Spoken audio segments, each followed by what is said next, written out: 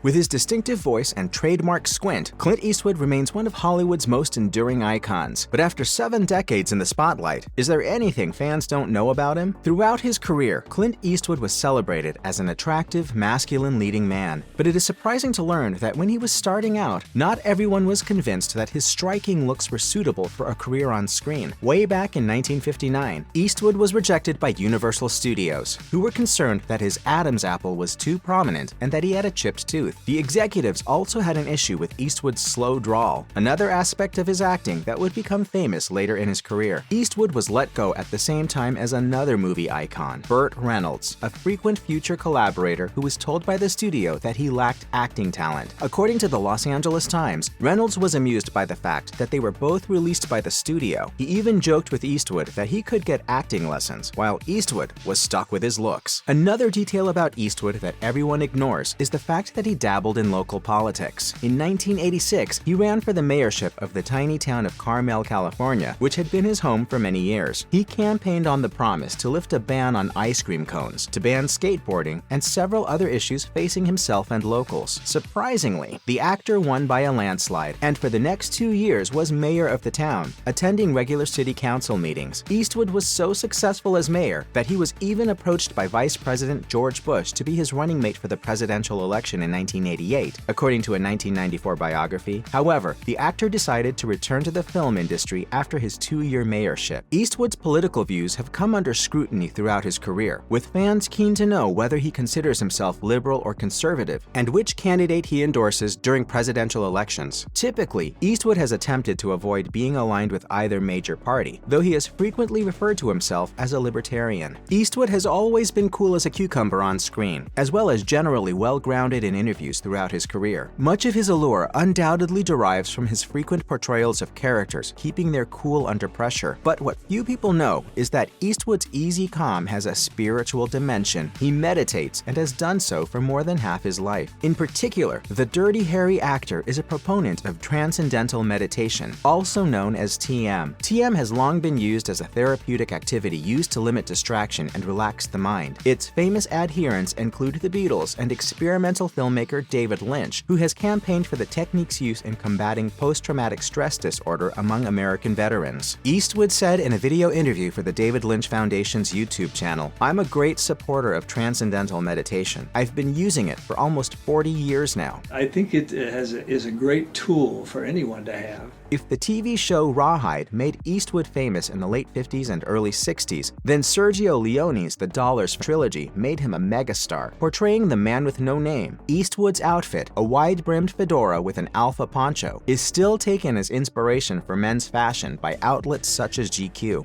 Such ingratitude after all the times I've saved your life.